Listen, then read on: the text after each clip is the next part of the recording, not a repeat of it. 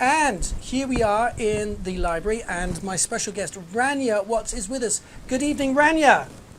Hi, Tony. Welcome to the show. Thank you. Now, I'm so happy to be here. Let me ask you a quick question. Have you been to every single show since we started?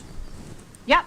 Yes, that's what I thought. So Absolutely. there's a little gang of us that have done every single show since the very first one, and yet this is our first time talking properly. I think we had a little chat in the early days, but this is a bit more formal now because we've got the whole interview thing set up, and I'm just super impressed at your creative output. You work so hard and you are so focused on what you do, and you're so supportive to others. We've got lots of questions coming in, but I just wanted to start with one question for you. Okay. Which is that here's a little quote. It says, "You've been writing poetry since the age of 13, and your dream was to flee to the mountains of Europe and write in the long fields of grass." Have you got there yet? Well, I mean, I did visit Austria and Switzerland when I was older, but I didn't really have the opportunity to sit and write because we were on one of those really obnoxious bus tours where you're on the bus for 8 hours and then a half an hour looking at Lake Geneva, and then on the bus for another hour, and then going to the UN, but nothing really concrete where I could absorb the environment. Okay, right. So we've got questions coming in thick and fast. Georgia Malaris has a question. She says, Hi, Georgia. "Tell me a little bit about Cockroach Blueprint Volume 2 and what made you want to write about cockroaches." Okay. Years ago, I had a friend who was very depressed and very upset, and I started to think creatively of what I could do to bring her out of her depression. And I started thinking of the most indestructible creature on the planet, both within drama and comedy, and it always came down to the cockroach. So I said to her, every time you're upset, don't think about doing something to another human. Don't think about doing something to yourself.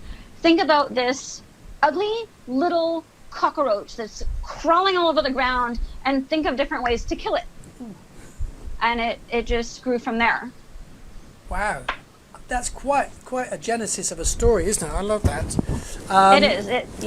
It has its own steeped origin. Okay, Steve Griffith says, "I can write song lyrics no problem, but I can't seem to write poetry no matter how hard I try. What is the nuanced difference between lyrics and poetry that he's missing? And do you see them as two different art forms?" I do see them as two different art forms because as many times as I've tried to write a song, I genuinely can't, but poetry comes out of me very easily. I think more with songs, there's more of a cadence and a rhyme when singer-songwriters write, because they can hear it in their head as they're going. And with me, when I look at poetry, I don't hear the music. I hear a breakdown in words and a breakdown in syllables and how to structure them. I've never been able to structure my stuff as a song, my poems as a song. Right. So do you have a tip for Steve to kind of get his poetic juices going? I think what Ari suggested on your show a couple of days ago was the most brilliant idea. Write out your feelings or write out whatever it is, and then go back, edit it, and then break it down in structure. See how the words form with each other. A trick that I use is I tend to not end my poetry lines on a word like and or to or the. I end it more on a substantial word so that the writer can see something that's like more important before it goes to a smaller word that helps, as opposed to showcases. Does that make sense? Okay, no, I get that completely. Like oubliette? Okay, exactly. Yes, that's a word that I've never seen on the screen before, and I'm loving it. It seems to me that you love to play with words that have great sounds as well as great meanings. They're fun. I mean, if you can take a word, like it's letters. If you can take the letters apart and put them back together and break them into different places, like the word underestimated, putting estimated under. You know what I mean? Like I break my things down like that sometimes. I get it. Maureen Gunnell says, "Can you write poetry to order, or do you have to wait for inspiration?" Both. When I'm inspired, I have a notepad by my bed at night, and I just write. And sometimes if someone gives me a subject, I can write then too. I'm lucky. I've only been creatively blocked once in my entire life. And I actually complained to Tony about it, and that's how the whole Poetry Olympics started. Because he said to me, you could very easily do this, and I just ran with it for the last 2 years. Well, we'll talk about Poetry Olympics in a moment, because I'm very not only proud of you for doing it, but I stand amazed at what you've done. Stuart Mackenzie has a question, not really a question so much as well, it is a question. Have you ever seen Tony in the same shirt twice? Is his question. Yes. Yes. Well, that's not about poetry. I mean, it's been 78 days. You know. It's hard. Everyone's gonna. It's so hard because you're limited. You're limited in mobility. You're limited in who you can see. All the people that you love, you can't even hug or kiss them. I mean, I'm lucky I'm in the same house as my family, but other people who are not in the same homes as their family or living in another country, it's very difficult for them with this whole lockdown. Stuart also has another question, which is, what goal have you still to achieve? What's the next thing on your list in your life? My book, Verity. Ah. My book, Verity, is my opus. It is a poetry book that is dialogue-based. The entire thing is 33 micro-plays. And they different conversations, me at 23 and me at 43 talking together. Wow. Suicide talking to tenacity, war talking to peace. It just different concepts of different dialogues and how they react and correlate with each other. That's amazing. By the way, the prize tonight for the best question, everybody, from Rania, is you get an ebook of accordions and moustaches. Yes. And I love that imagery, accordions and moustaches. It's two things that go together so beautifully well that I never expected them to, but they do, don't they? I know, neither did I. And I remember when I asked Val. Val has done all my covers except Cockroach Blueprint and Roach Print Anthology. And when I said to her, can you draw me an accordion with a mustache? She was like, I've never drawn an accordion before. I'm like, you can totally do it. And when she showed me what she drew, I fell in love with it right away. It's just, it's beautiful. Steve Griffiths has another question. He says, his question is Bob Dylan a poet or lyricist? Both. Oh, there you go. He's Both. One of the rare ones. He's one. Yes, he really. I mean, if you take a look at his music, it I don't know. Like, I don't feel like it's songs. I feel like it's poetry put to music. Right. Yes, there's certainly epic pieces, aren't they? Absolutely. Absolutely.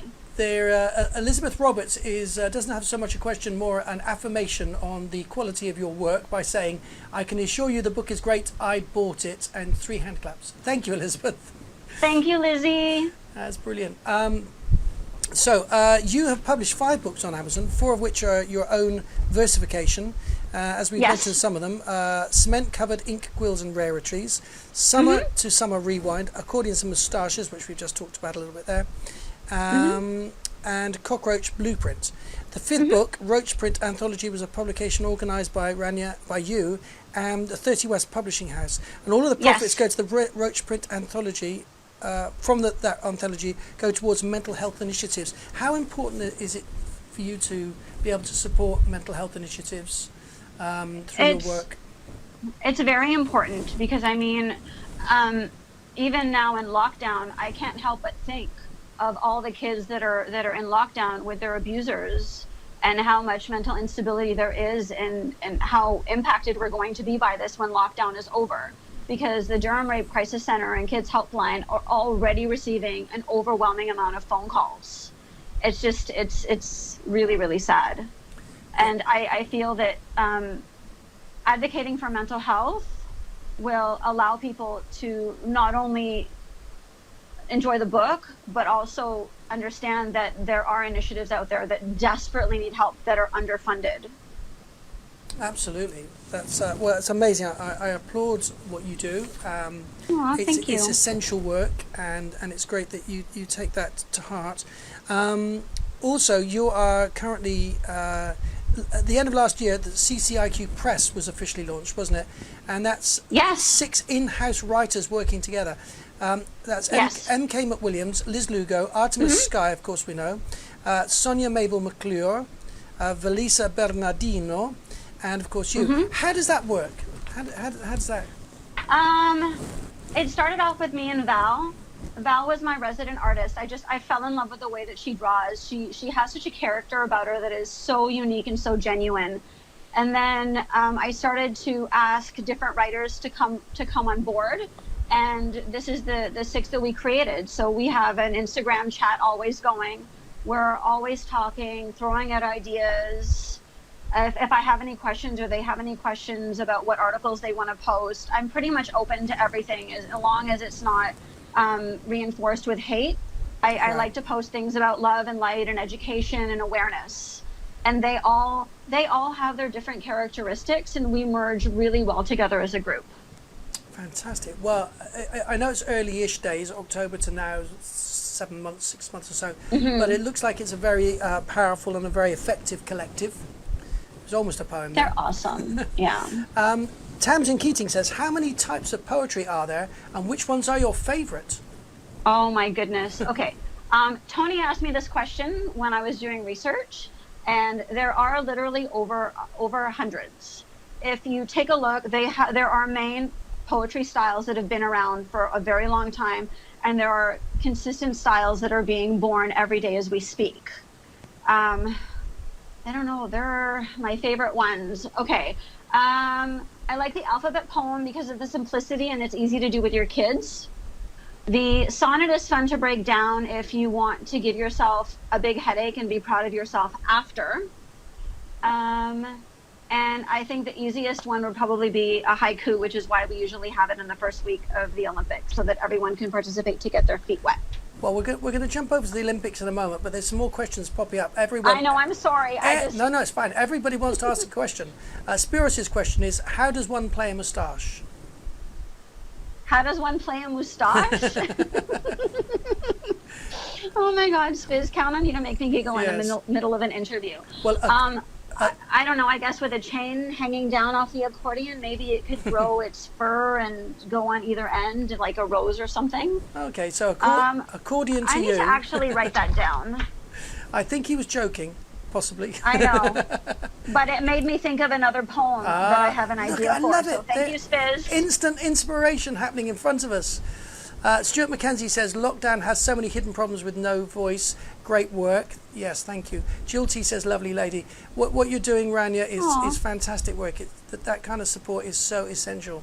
Stuart McKenzie also says, as one of the elite who has signed into every show, do you believe, like the rest of us, that Tony should try and do another 1,000 shows? Well, I hate to sound selfish, but I would lean to yes, only because Tony is one of the few and no word of a lie and no BSing. Tony is one of the few artists whose music I like to the point that I have liked every single song. So yes, I would welcome 1,000,000 more shows, but I really don't want Tony to drop dead of a heart attack. So I would maybe reel it back a little bit. Okay, we'll pull it back from 1,000,000. We'll see if we can edge it between 100 and 1,000, but not 100,000. That would work. Yes. So Artemis Sky McNeil's answer, I think, to Spiros' question about how do you play moustaches very carefully. It could be a tickly problem, couldn't it? Right, we're still on Punny Tuesday. So Maureen has a question.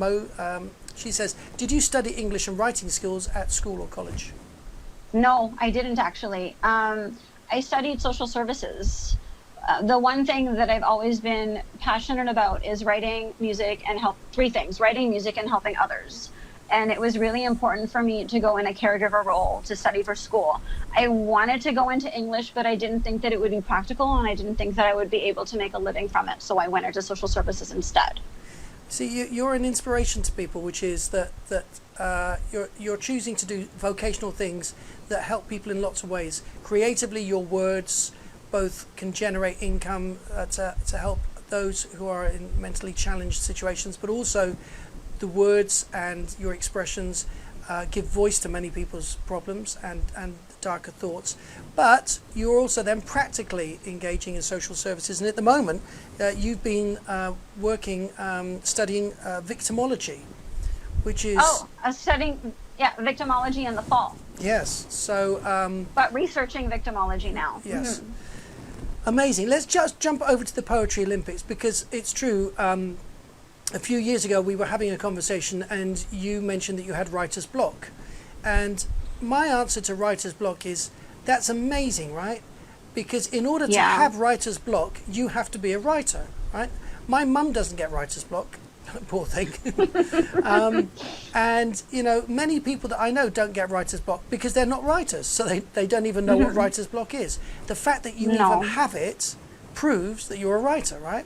So, yes. The fact that there is a phrase called writer's block proves that it is part of a writer's life and career to have writer's block. So unfortunately. So not only is it validating you as a writer, but it's also an important part of the process that if you don't have it, you can't consider yourself a proper writer. So I applaud you for having writer's block. Then the next challenge is, how do you deal with writer's block? And so I just remember we just brainstormed ideas, and I just mind dumped lots of ideas. And off the top of my head, I thought Poetry Olympics, because there's lots of disciplines in the Olympics. There's the discus, which we can discuss later, or there's the high jump. And if I keep getting bad puns in, I'll be for the high jump. But you know what I mean? There's lots of different disciplines, and I thought, well, I know that there's limericks and there's haiku and there's long form and there's romantic. There must be lots. It's ridiculous. So I said you should do the Poetry Olympics, right? And you did. I did, and boy, did you do it.